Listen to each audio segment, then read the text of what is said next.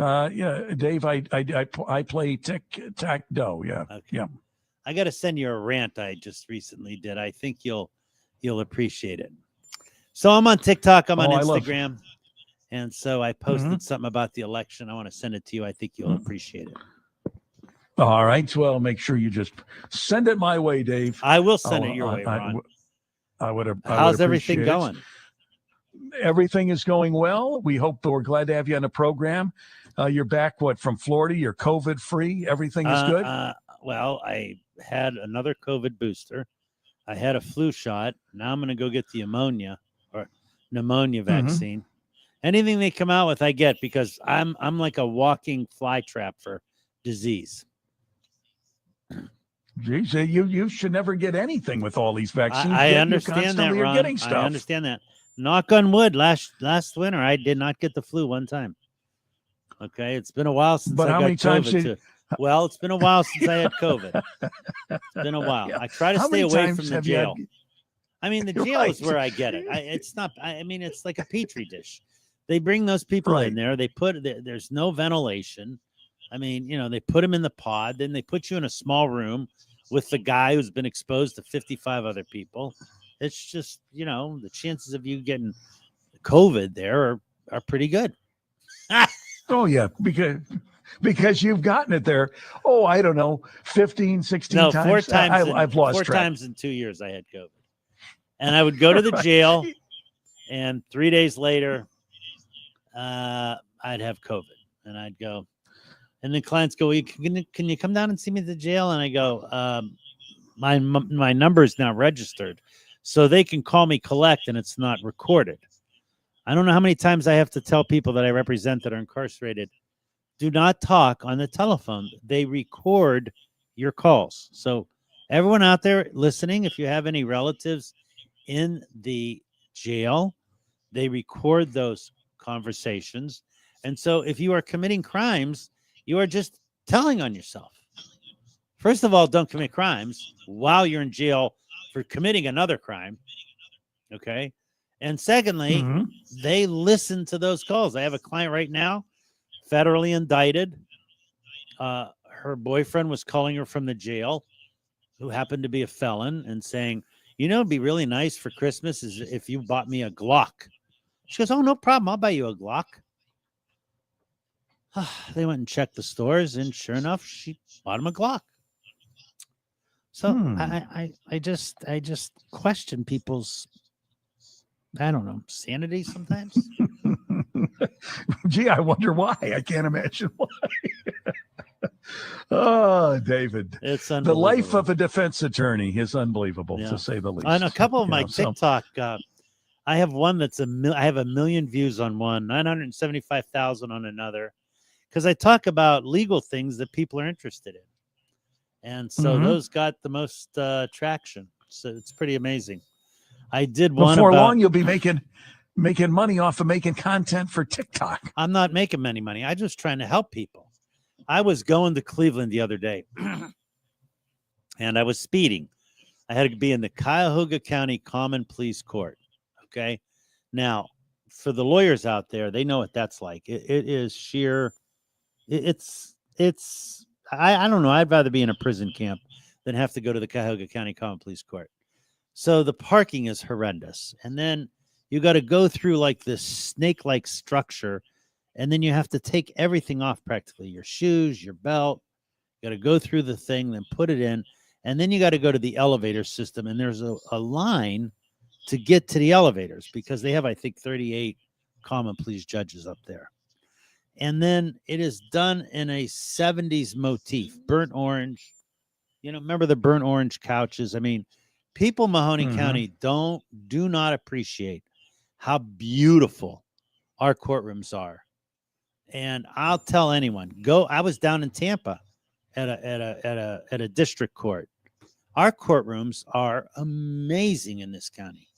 I mean, they're amazing. People do not appreciate the courtrooms and our judges in this county. In Columbiana County, the courtrooms are beautiful. In Trumbull County, the courtrooms are beautiful. And we just take that for granted. So, anyways, I was speeding, and all of a sudden I see the lights behind me. I go, uh-oh, I must have been speeding. So I pulled over, state highway patrolman, and I did a TikTok on it. I kept my hands at 10 and 2. I was over the top a little bit with it, but I wanted to make it a point. My hands were at 10 and 2. I rolled down my window. I said, good morning, trooper. I said, good morning. Now, when a police officer pulls you over, he doesn't have to tell you why he's pulling you over, but he did. He said, sir, you were speeding. So I'm terribly sorry. I'm trying to get to court. I'm late. I'm going to even be later. And he goes, I'd like to see your driver's license, which they're last to ask for, your insurance, and your registration. Keeping my hands on the steering wheel, I said, trooper, my insurance card is in my center console. Can I get it? He said, absolutely. Opened up my center console and gave it to him. I said, trooper, my registration's in my glove box. I'm going to reach for it. Is that all right with you? And he goes, yeah. Opened up my glove box and I gave it to him. And I said, my license in my pocket. I'm going to reach in my pocket and get it. Is that okay? He said, absolutely. Now, I didn't have to do all of that, but I did that to illustrate to people, when you get pulled over and you start fumbling, that makes a police officer very nervous, because he might run my plates and see it's Dave Beatrice, but he don't know if Dave Beatrice is driving that car or not. You understand? So I tell people, when you get pulled over, just chill out. Don't start reaching for all of your stuff, because they don't know what you're reaching for. All they know is as they're approaching the car, they see you reaching for things. That makes a police officer very nervous. So keep your hands on the wheel. And when he gets to the car, he'll ask you, I want your driver's license, registration, and insurance. And then I always say to them, I hadn't been pulled over in a while. It's in my glove box. Can I reach and get it? Yeah. Because if you just start reaching for stuff, that makes them nervous. These police officers have a very perilous job. They don't know if you're reaching for a gun. They don't know what type of a mindset you're in. I mean, that's a very dangerous time for a police officer when he does a traffic stop. And so don't get out of the car, sit in your car. And for the love of God, if a police officer asks you to get out of the car, get out of the car. Now, outside of getting out of the car. It goes to this question, though. Go ahead. How fast were you going? I was going a little faster than I should have been. Well, what is fast? What was the speed limit? Let me answer that. What was the speed limit? Speed limit was 70. All right, 70. So let's see, you probably had to be more than 10 over. I was. So I would say you were doing 87. No, I was doing 84. I was trying to get 84. Okay. Yeah, I was doing, it's just, okay. So did he give you a? Go ahead. Did he give you a citation? He did. Give me a ticket. All right. So you got a ticket. Now, how did you record this on TikTok? I mean, didn't you have to reach for your phone or something? Afterwards, after I went to court, I then did a TikTok and I explained to people what I did. And I said, now, was I over the top? Yeah. But this doesn't lead to something else. It doesn't lead to altercations. It doesn't lead to him going, what are they reaching for? What are they hiding? What are they stuffing under their seats? You're giving him reasons to escalate otherwise an innocuous traffic stop. So I tell people, keep your hands on the wheel, let him do his job or let her do her job. They're only doing their job. They're called law enforcement officers. Okay. And so they have a job to do. And the rougher time you give them, that's not going to, if they violate your constitutional rights, we'll remedy that. But you're not going to remedy it on the side of the road with a police officer with a badge, the power to arrest you, and a gun, and a radio to call for backup. That's never going to end well for you when you're going to be a jerk to a police officer. By the same token, he shouldn't be rude to you. But if he violates your rights, the time to adjudicate that wrongness is not on the side of the road. You're never going to win that argument. That's only going to wind up bad for you. Okay. And I preach this over and over and over again to people. And so that's what I got to tell people. They go, 84 in a 70. Let me figure that. Let me get my calculator out. Please, Ron. 84 minus 70 is 14 miles over. Do you think you could have got away with, if you were 10 miles over. What do you think that line is? What do you think the line is? I don't know what the line was. I was on the turnpike. I was getting off the turnpike. I was on, I think it was 271 to go to 480 to get to, I forget what it was, but there's always a log jam there. And I was trying to beat the traffic. I should have left earlier. It was my fault. Yes. But, sometimes when you're going into Cleveland, it could take you a while, just depending on the traffic and how backed up it is. And if there's an accident, and sometimes on the turnpike, even it's a parking lot, there's an accident. You could be sitting on that turnpike sometimes 20, 30 minutes before you're moving. So what did the judge say when you got there late? Well, it was common pleas court. Thankfully, it wasn't a federal court. If it was a federal court, I'd had my paralegal call and say, I got pulled over for speeding and, begged for the federal judge's forgiveness. But in Cuyahoga County, now they don't do that in Mahoning County, but Cuyahoga County and Trumbull County, they do what I call cattle calls. So the judges there have like a criminal day. And so they'll have 50 criminal cases. So, and they set them all at 9:00. Okay. So it wouldn't have been bad if I was late. I just didn't want to have to wait, because the quicker you get there, the quicker you could talk to the prosecutor, the quicker you can have your pretrial, and the quicker you can get out of there. So it just depends on how different courts do it. And so Trumbull County, I have what they call a cattle call day. So they have a criminal day. Every judge has it on a different day. And literally every criminal case on their docket, it gets set. Pretrial, sentencing, pleas. Now, if you have to have something that has to have a hearing, that'll be set on a different day. But, you'll walk in and there'll be 15, 16 lawyers there. The courtroom's packed.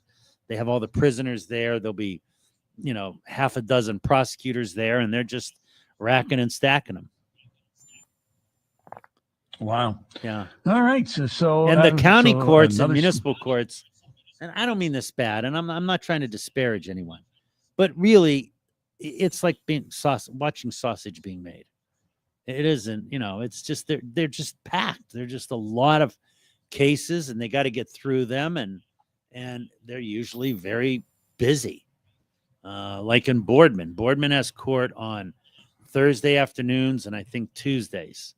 So think of everything that could happen in Boardman. There are only 2 days that they're doing that.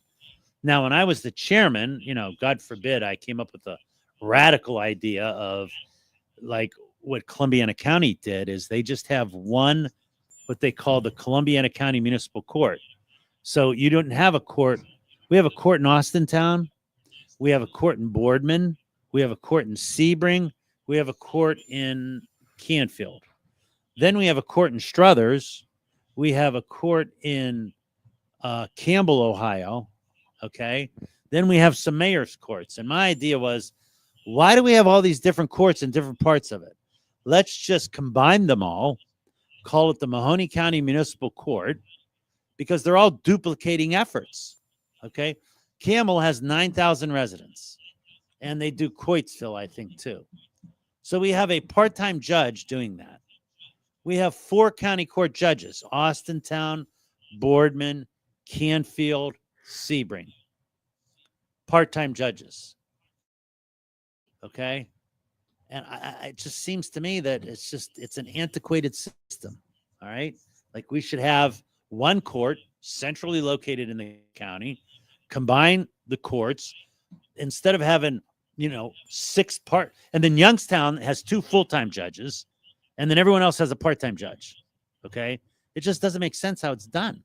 And I tried for 10 years, and, the people in my own party fought me on it. So it is what it is. There was an optimal time to do it because we had a lot of judges retiring, and I just couldn't get it done. So that's what it is. Well, here's what you should have done. Here's how you should have handled a speeding ticket. I'm going to help you out with this for free, no charge. Next time you're pulled over like that, And you should say, officer, I didn't realize I was going that fast. I've been drinking heavily and a speedometer's blurred to me. Yeah, as I say, and I just got done doing some mushrooms, and I have a little bit of a vape pen, and it was really good, officer. Right. And then And I have a say, gun "Oh, underneath okay," my you know. seat. You don't mind that, do you? Right. Right. And some fentanyl in the truck. In the Right. trunk. All right. With Attorney Beatrice. Another day in the life I of got a Attorney hearing David tomorrow, Beatrice. Ron. I worked all day today on it, Mhm. and I've come to a conclusion. What is the conclusion, David? I don't like blood in the courtroom. There's going to be a lot of my blood in that courtroom tomorrow. Those are my favorite cases. I They're not love my those favorite. cases. 6 hours I worked on the case today, and I'm just trying to figure it out. And I was like, well, sometimes You know what, Dave? you can't pull a That rabbit. gives me a reason to turn. I can hardly wait to watch the news then tomorrow. Oh, it's not night. a case that's attracting any newsworthiness. It's Oh, a okay. suppression issue, and I didn't take chemistry, and I should have. I got through undergraduate school and law school and high school, and never took a chemistry class. And all I had to do today was look at figures and chemistry and drug reactions, and that's why it took me 6 hours to work on one case today. There you go. Let's There you take go. some calls for Attorney Beatrice. Absolutely. On News Radio. All right. On News Radio 570 WQN, you're on the air. Hello. Line 1. Hello. Give him a chance to come back. Put them back on hold. Line 2. Hello. Wait a minute. Hello there, caller. Hello? Yes, sir. Your question for our attorneys, please. Oh, okay. So this morning I was on my way to work, and Yeah. the fella in front of me clipped somebody and put them on the ground. They were okay, but we still called EMS and the whole 9 yards. A nurse was on her way past, and she stopped and helped also.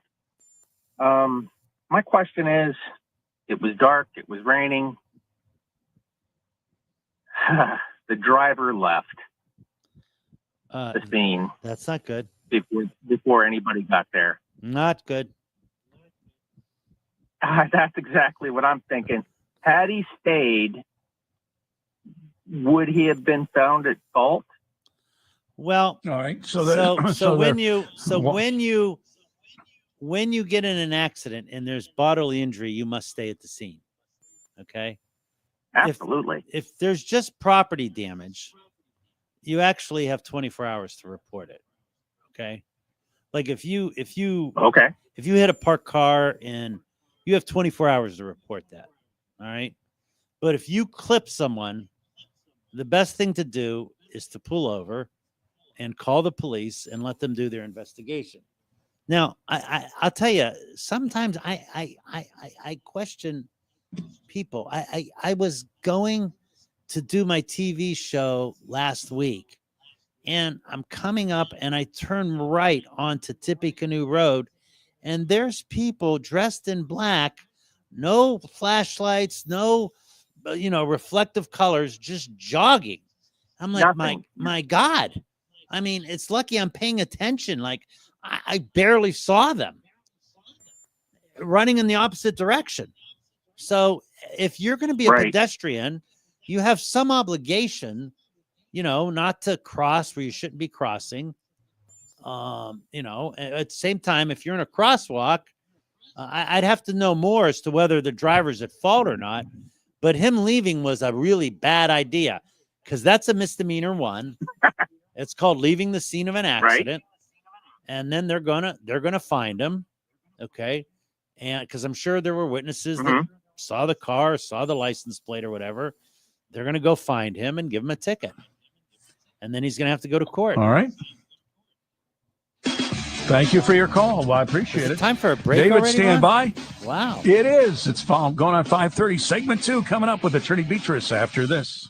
Would you like to have a lasting, life-changing impact on your family and the world? Host a foreign exchange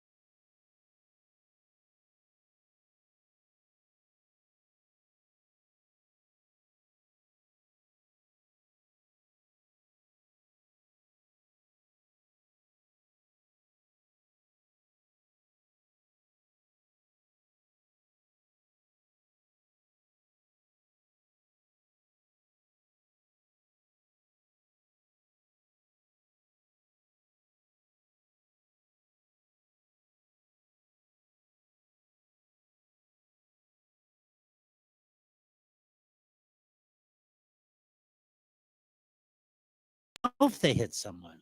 It's dark. Sometimes you run over something in the road. You don't know. I mean, it just depends on the facts and circumstances of every case. I had a client who thought he hit when they plowed the snow, thought he hit some snow. He actually hit someone. And I mean, I was able to win that case. But, it just depends. Every case rises and falls on its own facts and circumstances. So you have to look at every case differently. And traffic offenses, the state has to prove you guilty beyond a reasonable doubt. So, but I think David, everybody out there has had a close call. Absolutely. And everybody listening to where they're driving, all of a sudden, there's somebody that your headlights catch, and it's almost like a deer, and you catch somebody that's jogging Right. or walking on the side of the road in dark people clothes. have to be responsible for their own safety too. Like, don't walk down the middle of 224 in dark clothes at midnight. That's probably not a good idea. And if you're going to go out jogging, I've seen people with the flashlights on their heads and the reflective clothing. So when the lights hit, people can see you. That's being responsible. Now, if you have the reflective clothing on and a flashlight and someone hits you, that's a pretty tough one to say the pedestrian's at fault there. And it depends on the road they're on. They're not allowed to be on the freeways. You're not allowed to be on the turnpike. So, there's every case is different, is all I could tell you. Yeah. But do you know All what right. I just celebrated, Ron? Did I tell you this? I'm going to say, what would you celebrate? Your birthday? My 39th year, November 4th Oh, yes. of 1985. I took my oath as a lawyer, November 4th, 2024. 39 years, and I love my job. I love what I do, and to me, it's not work. And I couldn't be happier with the profession I've chosen. And now there are days, I'll be honest with you, I want to pull my hair out or light myself on fire. But for the most part, I really enjoy what I do. Are those days that you want to light yourself on fire, pull your hair out, usually a Thursday at around 5:00? No, you'd be surprised. Excuse me. How many people listen to this show? I mean, it never amazes me when I'm out. It doesn't matter where I'm at. People say, I listen to you on Thursday. What's that Ron really like? I go, a complete and total jerk, is what I tell them. Right. That's odd that you would say that, because when they ask me what you're like, I say the same thing. There we go. We're kindred spirits. How about that? You got it. Here's another call for our attorney tonight, Attorney David Beatrice, Legal Show, brought to you by Beatrice Cop. You're on the air. Hello, caller. Yes, on matters like making out your will, would there be any problem including the Groucho Marx clause on your will? So what's the Groucho Marx clause? Anyone who challenges this will receive $1. So I haven't looked at that in a while, but I still think that courts enforce that. Caller, be honest with you, I haven't looked at that issue in a while. So what he's saying, Ron, is you put in your will, here's how my will is, and if anyone contests this will, then they get nothing. So, but I, honest to God, caller, I haven't looked at that issue in a while. I don't know how the courts have ruled on that issue, but I could see courts falling on either side of that. I mean, if someone was under undue influence, and you're saying, well, you can't say I was under undue influence, I could see a court saying, no, that's not going to be a valid clause. So I haven't looked at that issue in a while. The last time I looked at it, I think courts were enforcing it. But I haven't looked at it recently, to be honest with you. One of the problems with it is that they could refuse to accept that $1 and just tie up settling your will. Well, there might be valid reasons why they want to contest your will. Okay. If you weren't of the right sound mind and memory, if you were under duress, I mean, you'd be surprised how many, and I don't do will contest actions anymore. I used to do them years ago, but you'd be surprised. Dad is, 78 years old, has a will, everything's good. He turns 79, he turns 80, and it's amazing. Some people can go south real fast. I mean, that's just the nature of being a human being. I mean, I think we saw it with President Biden. When he was elected, he was kind of okay. And then 2 years later, he was like, he was like lost. And everyone was making fun of him. And you should make fun of people. I mean, that's going to happen to all of us. All of us are going to be there someday. Okay. And I have relatives that were 80 years I'm old. 96. God bless you. I'm 90. God, and you sound like you sound like you're all spitting fire, but no one lives I'm forever, 90. sir. And so I've seen relatives. They were great at 80 and at 81, they're lost. So what happens is they have a will made out, and then a child starts taking care of them, and all of a sudden the will changes, and then you put the Groucho Marx clause in. Well, maybe that child did use undue influence on them or not. So I could see it going both ways, but I'd have to look at that as to what courts rule. I think if you have if it's not a spurious claim, but it's something legitimate, I don't know if they're enforceable. Courts generally don't like to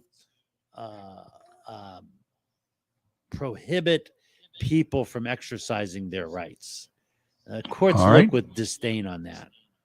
Thank you, sir, for your call. Next call, you're on the air with our attorneys tonight. Hello. Yes. Can you hear me? Yes, sir, we can. Go ahead with your question. Okay. I have an automobile. It's a fairly high-end automobile. It had a recall. The car broke down and did exactly what the recall said it was going to do. All right. Took it to a dealership around here. They've had it since February and keep telling me they don't have the parts yet. They don't have the parts. Okay. What do I do? I need the car. You start screaming. So you go to the dealer. I called them. Well, hold up. I'm going to tell you what to do. You go to the dealer. You then go to whoever's above the dealer and who's ever in quality control for that car company. You go to the Better Business Bureau, and eventually you hire a lawyer. But hiring the lawyer should be the last thing you do, because all of these car companies want to keep good relations with their customers. So maybe the dealership isn't doing what they should be doing. Okay. But maybe if you go above them, and most of these legitimate car companies like Chevrolet and Ford, they have customer service representatives. They have quality control departments. And maybe sometimes that can move the needle for you. Sometimes you have to be the squeaky wheel because that gets the grease. Well, I can't squeak any more than I have. I call them. They keep. Well, you're just dealing with the dealership. The parts aren't developed yet. You're manufactured. I'll bet you're just dealing with the dealership, right? That's all I'm dealing with. Well, have you gone above the dealership? Because that dealership isn't. I don't know. How to go above the, oh, you go on. I If go. you can go online, or you can find people to call that are regional. If it's a Chevrolet, find who does Chevrolet quality control, whatever. Call them. Call the Better Business Bureau. I mean, obviously, you're not getting any satisfaction from the dealer. But to have your car from February to now, have they given you a replacement car? They did for a little while, and I took it back because, I just want my car back.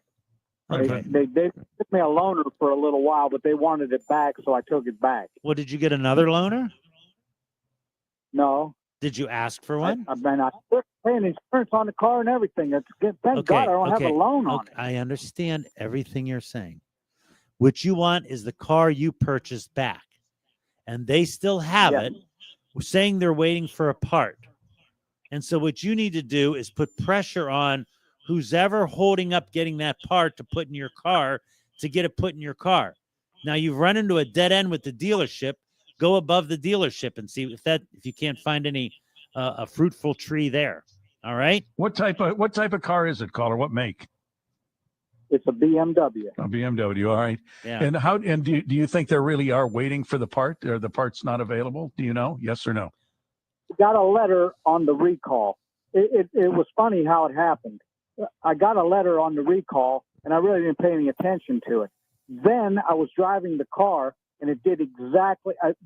It crapped out and it quit running, and I got it towed to the dealership, and I got the letter back out of my files, and it did exactly what the letter said. And it said on the so letter, maybe you shouldn't have blown off the letter. Right? Because no, I know that. Listen, on the letter, it says recall has not been, they haven't figured it out yet what they're going to do with the parts. That's what the dealership's even giving me the deal about the parts. They haven't designed. If you bought a new car system. and they forced a recall upon it, it's upon them to not only give you a loaner, but to put your car back if there was a national recall. And I suggest you call the BMW of America and find a quality control person and, just be very forceful but nice and tell them they've had this car since February and I want my car back. Right. All right. Good luck. Let us know what happens. I'll be curious what happens. You're on the air with Attorney David Beatrice, 544. Hello there. Hi, good afternoon, gentlemen. Yes, sir. Your question, please. More of an observation. I was just thinking about what, Counselor, what you were saying about being 14 miles over the speed limit. I have a very good friend. He's a highway patrolman, and he always tells me that they consider, traffic conditions, weather conditions, flow of traffic. If the traffic's flowing along on the turnpike at 76, 77, they're okay with that. But if someone goes blowing by the flow, they usually grab them. And he said the rule of thumb is 8, you're great, 9, you're mine. Yeah, probably. Well, if you're only doing 8 over, I'll let it go. But if you're doing 9 over, I'm going to grab you. Yeah, I there's no question I was speeding. No question at all. But listen, I got another thing I'd like to say. You're mentioning your hands at 10 and 2. I was in the Marine Corps, so I got a lot of respect for my law enforcement officers. I don't get pulled over a lot. But when I keep my hands at 10 and 2, and I do the same exact thing that you were saying. Yeah. I say, look, my stuff's in my glove box. Is it okay? And then by this point, he's like relaxed. He's like my buddy, and he's ready to let you go. He's ready to say, okay, look, just slow down. Because now everything's on video, right? So when I see them pulling over my client's fumbling around underneath the car in the glove box. Now this poor trooper or this poor officer doesn't know who's in that car. He doesn't know who's in that car. And now his suspicion, like, what are they doing? Are they hiding something? Are they trying to get something? Is there a gun there? What's going on? And so I always tell people, don't make them any more nervous than they already are. Keep your hands at 10 and 2 and wait till they come to you. Thank you. Ron, I got a question for you real quick. You got to ask. Go ahead. You got to ask it off the legal show. You just got to get legal questions on. Yeah, real quick. You remember Muammar Gaddafi and Idi Amin? Yes. Those dictators that wore those like military uniforms? Yes. Wouldn't it be awesome if Trump showed up for his inauguration in one of those outfits? It would be funny. It'd be funny, just like when they're going down the procession, he should be in a garbage truck like he was that one day with that vest on. You're on the air with the attorneys. Hello, Attorney David Beatrice. Hi, thank you. Hi, thank you. I have a traffic question. It could be any intersection, but to just kind of show you what I'm talking about. If you're coming from Walmart, I believe it's on Tiffany, and then the other car's coming from like Springfield Grill on that road, and you're making the turn to go towards Poland to go over 680, the person traveling north turns right. The person traveling south turns left. Does anybody have to yield there, or is it the responsibility to just stay in your lane as you're turning to travel east? I guess it would be. Does that make sense? This happens more than you think.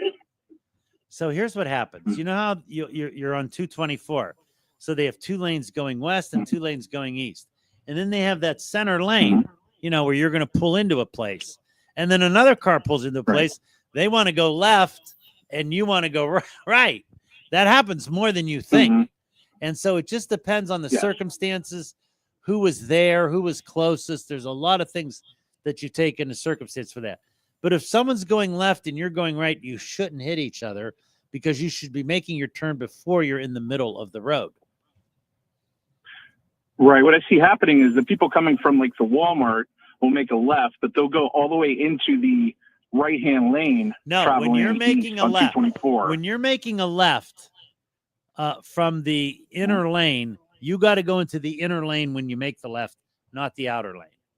You understand what I'm saying? And the person making the right would be in the outer lane. That's correct. Okay. I just see a lot of horn beeping and a lot of upset people because the road rage is ridiculous. what I'm seeing a lot more is the road rage. Like bro, what are you so mad at? Look, there's a lot of traffic on the road. I'm sorry. I mean, some guys are flipping me off. I go, okay, I'm sorry. Look, I'm sorry. Excuse me. I may have cut you off a little bit. From Dunkin' Donuts. I'll tell you, that happens to me every week coming from Dunkin' Donuts. All right. Thank you. Thank you, gentlemen. Appreciate it. With Attorney David Beatrice, it's 5:48. Caller, you're on the air. What's your question? Hello there. Are you there, caller? Hello? Yes, sir. Your question, please. Going on. I heard you talking earlier about when the police pull you over and case and all that stuff. What are passengers' rights for identification? What or what? I mean, I've heard it from different lawyers and different. I didn't hear your question. Right. Ask the question again. What is what? The passengers' rights. Oh. For identifying in a car. So depends on the circumstances. Generally, if you're in the public, a police officer can ask for your identification. There's exceptions to that, but that's just sort of a general rule. If a police officer shows up in your house and says, give me your ID, you could say no. They don't have a right to ask you at your own home for your identification. There is a law out in the public. If they have a reasonable articulable suspicion to want to know who you are, they can ask for that. But my point is, why not, if you have your license on them and they ask for it, why not give it to them? When you say no, you're raising their suspicion. And so now they're going to investigate further. Okay? And so say a police officer pulls up to a car, rolls down the window. He smells alcohol in the car. Well, now he has an articulable suspicion to ask the driver to get out of the car and to do a field sobriety test. And he might ask the other people, anyone else been drinking so you could drive the car home? Do you have a license? It just depends on the circumstances of the case. All right. But usually, Dave, if they pull you over for speeding and there's a passenger, the cop can say, I need the ID from the passenger, and that's perfectly legal. Carte blanche, they can do that. But I wouldn't fight them on it. I mean, I know. You know, like I said, why fight them on it? What, you just don't want them to know who you are? I just thought it like. Generally, you're breaking up. Fourth Amendment right. Let me that's my papers. What do they do? How are they infringing on your right? All they want to know is who's in the car. They're not searching you. Identification is. I understand that they're not asking you questions. Articulable suspicion to. I'm saying it depends on the circumstances. I could tell you this much: on the highways and byways, you have less Fourth Amendment protections than you do at your house or at someone else's house. That's the general rule. It just depends on the nature and circumstances of the traffic stop as to whether or not they can ask people in the car for identification. Okay. Thank you. You're on the air tonight with Attorney Beatrice, 552. Hello. Hello? Yes, go ahead, please. Yeah, I got a question about Medicare, Medicaid. Yes, sir. My father-in-law is in a skilled rehab, and he's got 100 days in there. And after that, he's supposed to apply for Medicaid to take care if he has to go to a nursing home. I understand that they can go back 5 years for the assets. Is that correct? That's correct. All right. So what happened was me and my wife bought his house. All right. He was upside down. He was $10,000 in back taxes. We ended up buying the house about 4 years ago. Did Medicare or Medicaid come back on me because I bought the house under market value? If it was an arm's length transaction, then probably not. Okay. And what I mean by that is, say the home was worth $40,000, but he owed $42,000 on it and $4,000 in back taxes. They're not going to claw that back because there was no equity in the home for him. But say he was $10,000 behind in taxes, and it was a $45,000 home, and you bought it for $20,000. now that doesn't look so much like an arm's length transaction, does it? No. So it just depends on the nature and circumstances. So they can come back to me for the difference? You didn't listen to what I said. I said it depends. It depends on the hang on a second, David. circumstances.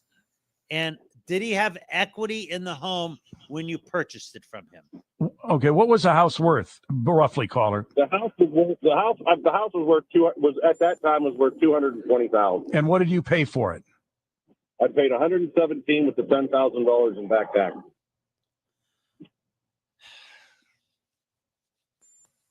It could be a close call. It could be a close call.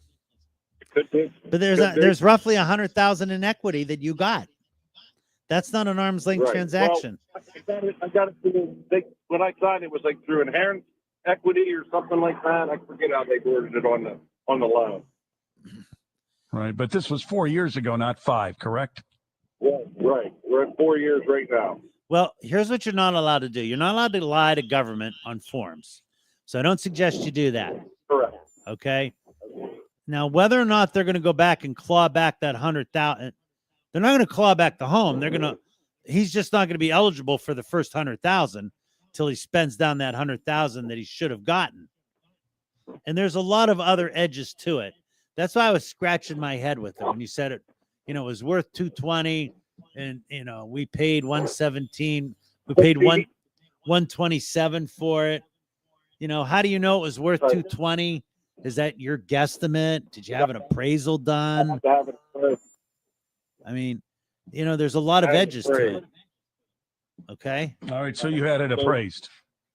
All right. So you had it appraised. So I went through the bank, and the bank sent an appraiser out, and they appraised it that way. Okay, so you bought it for less than its fair market value. I applied for the loan. You bought the home $100,000 less than its fair market value. That might pose you some problems. Okay. That's not an arm's length transaction. Okay? Okay. Good luck. Yes, sir. All right. You're on the air with Attorney David Beatrice, 555. Hello. Hi. Hey, I have a question about we purchased property about 10 years ago. Mm-hmm. In our backyard, we have 3 acres. An acre of it is on farmland that they grow corn, and they have been, doing that prior to us moving in. Who's they? So they approached and said, wait a minute, who's if we they? allow them to continue to harvest that corn, they won't use the side yard of our property to bring their equipment in to get to the field. They said they have to have a right of way. They have that right. Now, they have other ways of getting to that corn. There's a road that runs on the other side. Caller, why are you letting someone use your property? Well, they came and asked nicely when we moved in and explained that, this is what's been going on. And as long as I understand that. Are they paying you rent? No. So you're just taking an acre of your land and letting someone use it for free. Yeah.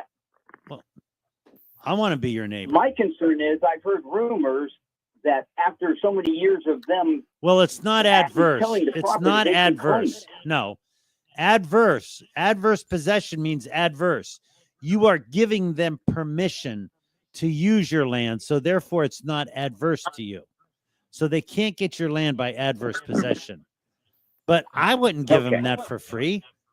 I mean, I would charge them, even a nominal amount.